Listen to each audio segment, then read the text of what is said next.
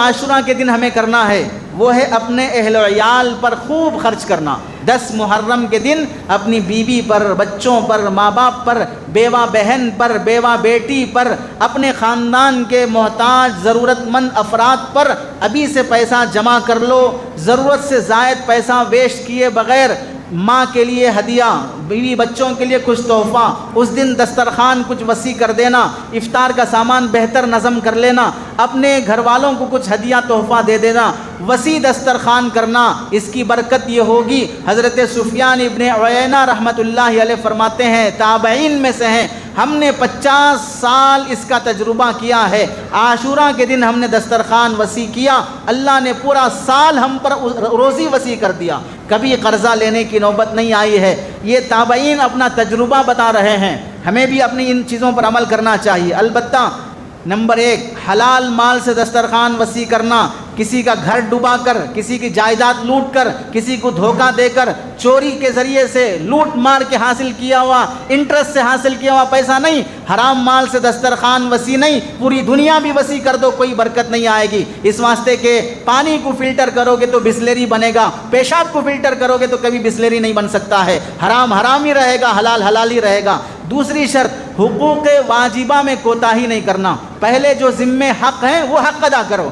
قرضہ لے کے بیٹھائے، ایک سال ہو گیا، 6 مہینے ہو گئے، ٹال مٹول کرتے آ رہا ہے، اور عاشورہ کے دن اپنی بیوی بچوں کا دسترخوان وسیع کر رہا ہے، ادھر پڑوسی کی بددعائیں ہیں، خرچ کی بددعائیں اور گالیاں ہیں، ادھر دسترخوان وسیع ہو رہا ہے، کوئی برکت نہیں آئے گی۔ پہلے حقوق واجبہ ادا کرے۔ نمبر 3، اسراف سے بچے، فضول خرچی سے بچتے ہوئے خرچ کرے، ضرورت اور لمٹ کے حساب سے خرچ کرے، حیثیت کا لحاظ رکھے، حیثیت سے آگے نہ بڑھے۔ چنانچہ نمبر 4، قرض لے کر دسترخوان وسیع نہ کرے، حیثیت ہے تو وسیع کرے، نہیں ہے تو قرضے ہرگز نہ لے۔ قرضے لینے کے بعد قرضہ لیتے ہوئے ایسا لگتا ہے جیسے بچہ اپنی ماں کا دودھ پی رہا ہے، اور قرضہ دیتے ہوئے وقت ایسا لگتا ہے جیسے بچے کا دودھ چھڑایا جاتا ہے۔ بچے کا دودھ چھڑانا کوئی آسان نہیں ہوتا، روتا ہے، چلاتا ہے، ماں کو کچھ نہ کچھ علاج کرنا پڑتا ہے۔ ایسے ہی قرضہ واپس کرتے وقت ایسا لگتا ہے گویا کہ دودھ چھڑایا جا رہا ہے، گالیاں، کورٹ کچہریاں، کیسز، ایک دوسرے کے دست و گریبان۔ قرضہ لے کر دسترخوان وسیع نہ کرے۔ نمبر 5،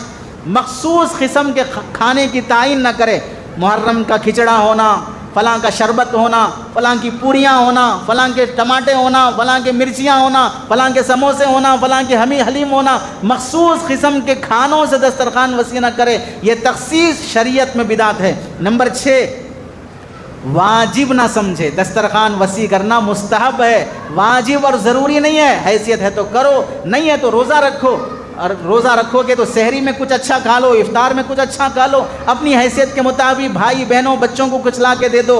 اور کوئی دسترخوان وسیع نہ کرے تو اسے تانا نہ دے کہ آج بھی دسترخوان وسیع نہیں کیا۔ کیوں وسیع نہیں کیا؟ آپ کے گھر پلیٹ نہیں آیا ہے، آپ کو دسترخوان پہ نہیں بلایا ہے، آپ کو کھچڑی پلیٹ میں نہیں ملی ہے، اس واسطے اسے تانا دے رہے ہو۔ اگر کوئی وسیع نہ کرے تو اسے تانا ہرگز نہ دے۔